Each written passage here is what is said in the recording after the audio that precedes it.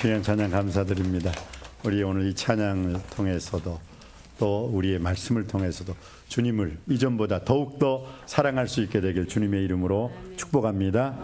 여러분, 십계명이 뭐예요? 십계명 사랑하라는 거예요. 1계명부터 4계명까지는 하나님을 사랑하라. 5계명부터 10계명까지는 이웃을 사랑하라. 그래서 마음을 다하고 목숨을 다하고 뜻을 다하고 주 너희 하나님을 사랑하라 하셨으니 이것이 크고 첫째 되는 계명이요 둘째는 이것이니 내 이웃을 내 몸과 같이 사랑하라 하는 이것이니라. 십계명을 한마디로 말하면 뭐예요? 사랑이요, 사랑. 그런데 그 십계명이 신약에 와서는 실제가 되죠. 뭐가 됩니까? 십자가가 돼요. 십계명이 변해서 십자가가 되고 그 십자가를 지신 주님으로 인해서 그 율법의 완성, 사랑이 완성되고 실현된 줄 믿습니다. 그래 예수님의 사랑, 새 계명을 너희에게 주노니 서로 사랑하라. 내가 너희를 사랑한 것 같이 너희가 서로 사랑하라. 너희가 서로 사랑하면 이로써 모든 사람이 너희가 내 제자인 줄 알미니라 라고 말씀하시는 거예요. 그러니까 십계명을 다시 십자가를 다시 예수님으로 딱 초점을 맞추면 만사 해결이에요. 그래 우리는 오직 예수로, 오직 복음, 오직 믿음, 오직 은혜, 오직 하나님의 말씀, 오직 예수 그리스도 앞에서 먹든지 마시든지 무엇을 하든지 간에 하나님께 영광 돌리는, 하나님을 영화롭게 하는, 하나님을 기쁘시게 하는 삶을 사는 것, 그게 우리 남석교회가 지향해야 되고 남석교회가 살아가야 하는 삶의 목적이요 이유가 되어야 될 줄 믿습니다. 예수 그리스도께서는 자기가 세상을 떠나 하나님 아버지께로 가실 때가 이룬 줄 아시고 세상에 있는 자기 사람들을 사랑하시되 끝까지 사랑하시니라. 여러분, 예수님께서 끝까지 사랑하시지 않고 십자가에서 아이고 내 손 내 팔다리 아파 죽겠어 찌르지 마 하고 그냥 이 주님께서 내려오셨다면 우리는 죽어요. 우리가 거기서 죽어야 돼요. 그런데 주님은 끝까지 내려오지 않으셨습니다. 그리고 테텔레스타이 다 이루었도다 라고 말씀하시면서 예수 그리스도의 구속의 사역을 완성하신 줄 믿습니다. 나를 사랑하신 주님, 나를 위해 죽으시고 부활 승천하셔서 이제는 나의 주 나의 하나님이 되셨습니다. 이것들을 증거하신 이가 가라사대 내가 진실로 속히 오리라 하시거늘 아멘 아멘 아멘. 주 예수여 어서 오시옵소서. 마라나타. 주 예수의 은혜가 모든 자들에게 함께 있을 줄 믿습니다. 성경은 이렇게 끝나는 거예요. 이렇게. 그러니까 여러분들은 지금 어떻게 해요? 예수님은 오십니다. 꼭 오십니다. 반드시 오십니다. 마라나타. 주 예수여 어서 오시옵소서. 주 예수의 은혜가 모든 자들에게 함께 있을 줄 믿습니다. 주님 오셨을 때 부끄러움의 자리가 아니라 하나님 아버지 앞에 영광 돌릴 수 있는 자리가 되기를 다시 한번 주님의 이름으로 축복합니다. 오늘 사도 바울의 소원이 있습니다. 그 사도 바울의 소원, 오늘 20절 말씀이죠. 20절 말씀 처음만 한번 읽어보시겠습니다. 시작. 나의 간절한 기대와 소망을 따라. 아멘. 무엇에 따라요? 나의 간절한. 간절이라는 게 뭐예요? 간이 절단 나도록 간이. 근데 간이 절단 나면 사람은 죽어버리거든요. 간 쪼개보세요. 죽지. 그런 나의 간절한 기대와 소망을 따라. 이것은 사도 바울이 자기의 소원을 말하는 거예요. 내 소원. 백범 김구 일지를 읽어보면 나의 소원이 있다. 첫째도 대한 독립이요. 둘째도 대한의 자주 독립이요. 셋째도 대한의 자유 독립이다. 참, 그분은 소원. 그리고 그 소원이 이루어졌어요? 안 이루어졌어요? 이루어졌잖아요. 예, 여러분의 마음의 소원. 근데 그 마음의 소원은 아무나 이루어지는 것이 아닙니다. 시편 37편 4절에 보면 또 여호와를 기뻐하라. 저가 내 마음의 소원을 이루어 주시리로다. 할렐루야. 우리 마음의 소원을 성취하는 방법, 내 마음의 소원을 이루는 방법은 시편 37편에 분명히 또 여호와를 기뻐하라, 또 여호와를 즐거워하라. 저가 내 마음의 소원을 이루어 주심이로다. 우리의 소원을 이루어 주시고 우리의 소원을 성취해 주시는 그 하나님 바라보며 오늘 또 내일 또 주님 오실 그날까지 기뻐하며 기도할 수 있게 되길 바랍니다. 기뻐하며 즐거워할 수 있게 되길 주님의 이름으로 축복합니다. 죄에서 지옥에서 죽음에서 나를 구원해 주신 주님, 기뻐하고 즐거워할 수 있는 우리 남석교회 모든 성도님들 되시기를 주님의 이름으로 축원드립니다. 그래서 오늘 나의 간절한 기대와 소망, 이것을 두 글자로 말하면 소원. 사도 바울의 소원은 세 가지가 있었어요. 첫 번째 무엇이었느냐? 아무 일이든지 부끄러워하지 아니한다. 어떤 일, 무슨 일이든지 나는 부끄럽지 않아야 돼요. 여러분, 부모님들이요 부끄럽지 않는 삶을 살면 자녀들은요 당당하게 축복받으며 살 수 있는 줄 믿습니다. 부모님이 도둑놈인데, 부모님이 도둑놈이면서 야, 이 아빠는 비록 도둑놈이었지만 너는 깨끗한 삶을 살아라. 제가 그러지 말라고 했잖아요. 사도 바울이 너무 멋진 사람이야. 그런 의미에서는. 왜요? 내가 예수 그리스도를 본받는 자 된 것처럼 너희들은 나를 본받는 자가 되라. 참 멋있는 말이에요. 나는 여기 계시는 우리 장로님들, 안수 집사님들, 권사님들, 우리 집사님들, 우리 성도님들, 정말 자녀들 앞에 야, 내가 예수님을 본받는 것처럼 사랑하는 아들, 딸들아, 너희들은 나를 본받는 자가 되라 라고 좀 당당하게 말씀하실 수 있는 여러분들이 되시길 주님의 이름으로 축복합니다.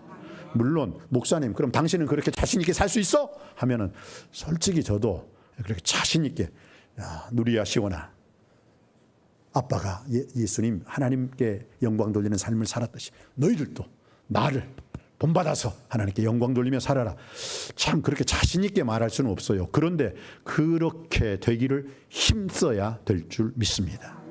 내가 진리의 말씀으로 이렇게 분별하며 부끄러움이 없는 일꾼으로 인정된 자로 내 자신을 아버지 하나님께 드리기를 더욱더 힘쓰는 자가 되어야 될 줄 믿습니다. 힘써야 되는 거예요. 애써야 되는 거예요. 그래서 사도 바울처럼은 자신 있게 말할 수는 없지만 오늘 아무 일이든지 나는 부끄러워하지 아니하는다. 이건 사도 바울은 자신이 있어요. 그만큼. 여러분 삶 속에서도 자신, 하나님 앞에서, 사람 앞에서, 모든 일 앞에서 부끄러움이 없는 자신 있는 삶. 자신 있는 삶이라는 것은 나를 믿는 삶이 아니라 하나님 아버지 앞에서 깨끗한 삶을 살 수 있고, 마음이 청결한 자는 복이 있나니 저희가 하나님을 볼 것임이라. 마음이 청결한 자로서 하나님을 바라볼 수 있는 아름다운 인생 되고, 여러분의 그 인생을 자녀들에게도 전수해 줄 수 있게 되시기를 주님의 이름으로 축복합니다. 부끄러워하지 않는 삶. 하늘과 달과 별과 시에, 그 윤동주 서시에 제일 먼저 나오는 게 아시죠? 전 참 그 시를 너무 좋아해요. 뭡니까? 죽는 날까지 하늘을 우러러 한 점 부끄러움이 없기를 잎새에 이는 바람에도 나는 괴로워했다. 별을 노래하는 마음으로 모든 죽어가는 것을 사랑해야지. 그리고 나에게 주어진 길을 걸어가야겠다. 오늘 밤에도 별이 바람에 스치온다. 죽는 날까지 하늘을 우러러 하나님 아버지 앞에, 사람 앞에, 모든 일 앞에서, 자녀들 앞에서도 부끄러움이 없는 우리 남석교회 성도님들 되시기를 주님의 이름으로 축복합니다. 두 번째는 사도 바울은 소원이 있었습니다. 무엇입니까? 지금도 전과 같이 온전히 담대한 삶을 살기를 원하노라. 담대한 삶을 살기를 원하노라. 여러분, 이 담대하다는 말은 강하고 담대한 믿음이죠. 이걸 네 단어로 모세를 통해서 하나님께서 주셨죠. 너는 마음을 극히 강하게 하라, 담대히 하라, 두려워 말라, 놀라지 말라, 이렇게 말씀해 주셨거든요.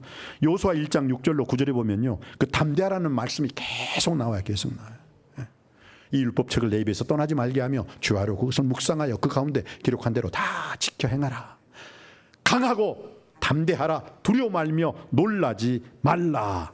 이는 내가 형통하며 평탄하게 될 것이고 좌로나 우로나 내가 치우치지 아니하면 나 여호와 하나님이 너와 항상 함께 있으리로다. 할렐루야. 여러분, 담대한 자에게 어떤 축복을 주신다고요? 형통함의 축복, 형통함, 평탄함의 축복. 좌로나 치우치지 아니할 때 내 하나님 여호와가 너와 함께 하시느니라. 여러분, 함께 하시는 축복은 대단한 거예요. 시편 23편 4절에 보니까요, 다윗이 지은 시죠. 믿지 않는 사람들도 그거 다 알아. 여호와는 나의 목자시니 내게 부족함이 없으리로다.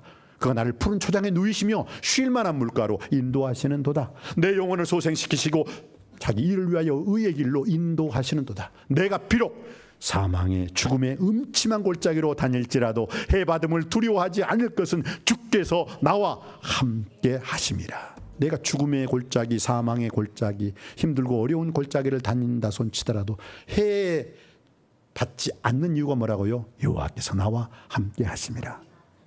여러분, 다윗이 그랬잖아요. 그 시를 지은 다윗이 진짜 골리앗 앞에서도 만군의 여호와 이름으로 내게 나아가노나 여호와 이름으로 감으로 말미암아 그 삼척의 그 장신 골리앗을 물맷돌 하나로 없애버리고 쓰러뜨린 줄 믿습니다.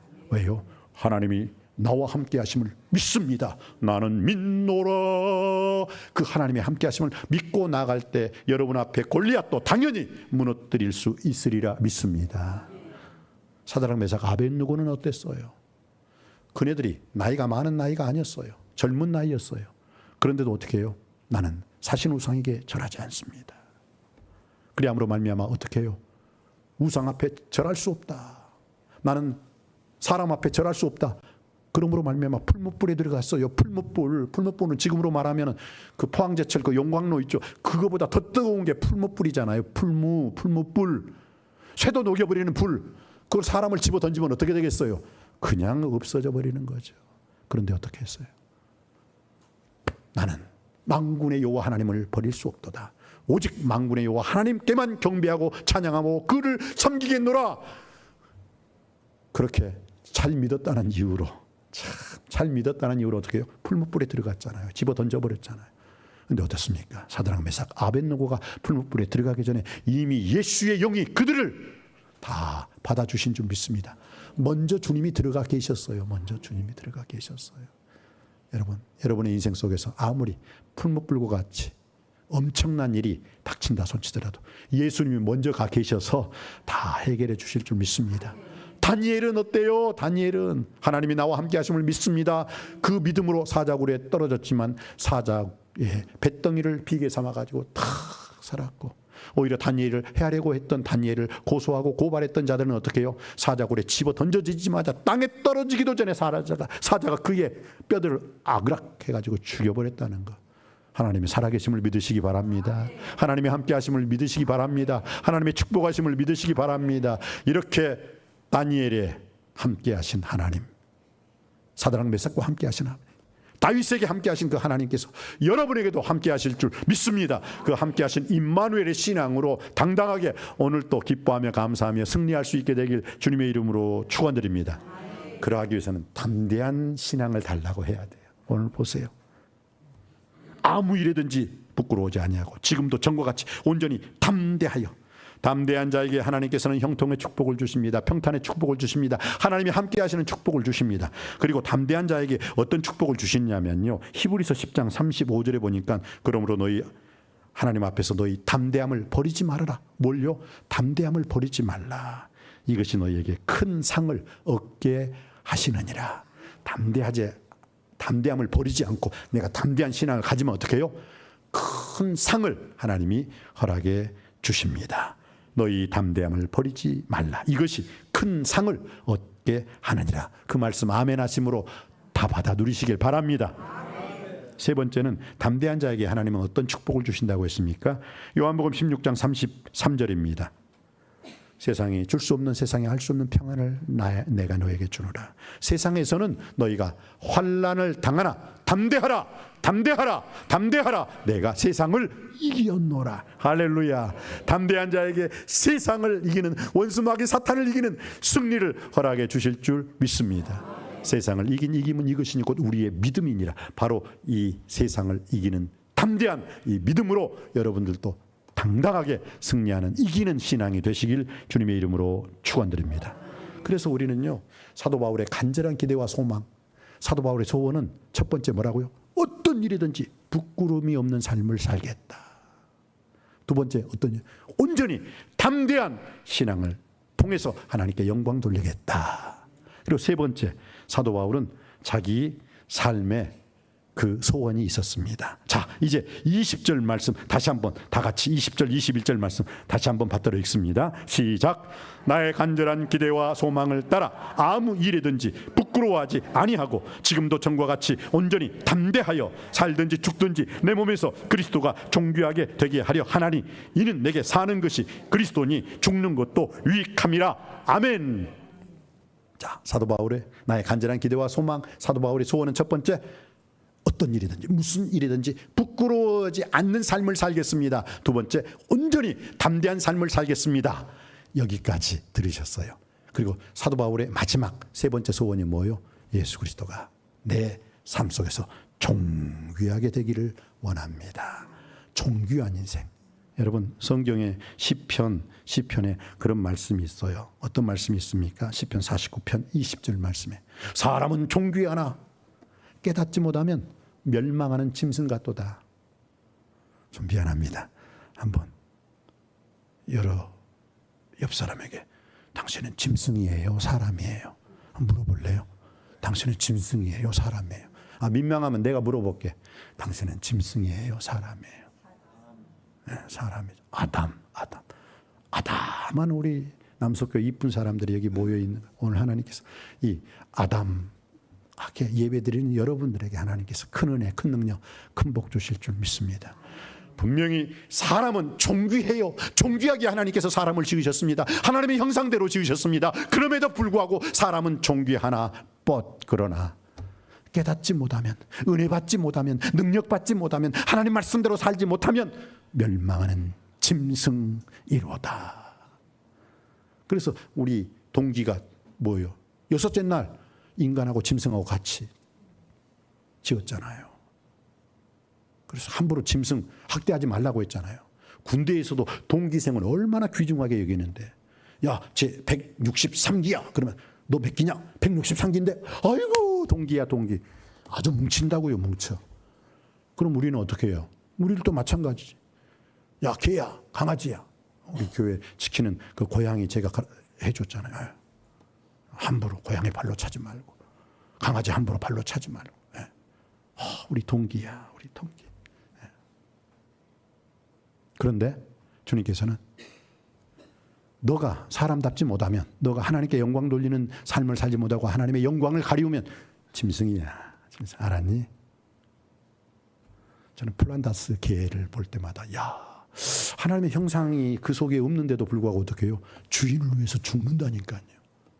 견마지로 올시다. 참 그런 충성함.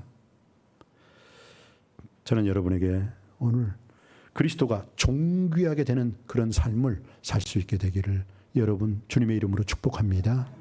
사도 바울은 그리스도가 존귀되는 삶을 살았어요.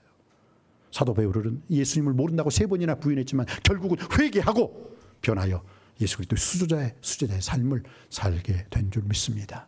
그러면서 그 베드로가 우리에게 했던 말이 뭐예요? 너희는 택하신 족속이요 왕같은 제사장이요 거룩한 나라 하나님의 소유된 백성이라 라고 축복한 줄 믿습니다. 나그나여 행인 같은 너희를 권하노니 정욕을 육체를 거스려 싸우는 정욕을 제어하라 했어요.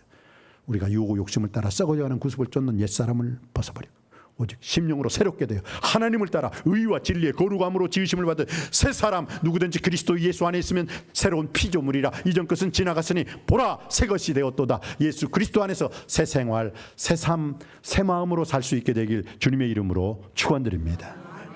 그래서 오늘 마지막은 뭐예요? 우리 삶을 통해서 존귀 여기는 삶을. 이사야 32장 8절에 존귀한 자는 존귀한 일을 계획하나니 그는 항상 존귀한 일에 서리라. 얼마나 감사한 일입니까? 참 곱씹어도 너무 은혜스러워요. 이사야 32장 8절 존귀한 자는 존귀한 일을 계획하나니 그는 항상 존귀한 일에 서리라. 여러분, 이 존귀라는 단어를 설명할 때마다 제가 남석교에서 많이 사용했던 예화가 있어요. 혹시 기억하시는 분들 있을지 모르시겠네요. 교만이라는 건 뭐예요? 교만. 나 잘났다 이거예요. 나 잘났다. 나 많이 배웠다. 우리 집 가진 거 많다. 내가 아는 것도 많다. 내가 뭐 할 수 있는 것도 많다. 난 능력자다 하면서. 이건 뭐예요? 교만이에요. 교만. 나 잘났다는 거. 나 잘났다는 거. 내가 나를 높이는 거. 여러분 절대 그러지 마세요. 교만은 패망의 선봉이요 거만한 마음은 넘어짐의 앞잡이라는 것 꼭 기억하시기 바랍니다. 겸손으로 허리를 동이라. 하나님이 교만한 자는 대적하시되 겸손한 자에게는 은혜를 베푸시느니라. 그렇기 때문에 우리는 어떻게 해요? 교만한 자리에 가면 안 돼요. 교만한 자. 내가 나를 높이면 안 돼요. 그런데 남이 나를 높여주는 것, 이건 괜찮아. 나는 가만히 있는데, 저 장로님, 저 권사님, 저 한수 집사님, 저 성도님, 진짜 멋져 보러 괜찮아. 멋져요. 아름다워요. 내가 나를 높이는 게 교만이라면 남이 나를 높여주는 건 뭐예요? 겸손이에요. 난 가만히 있는 거야. 그러질수록 나는 더 내려가요. 더 내려가.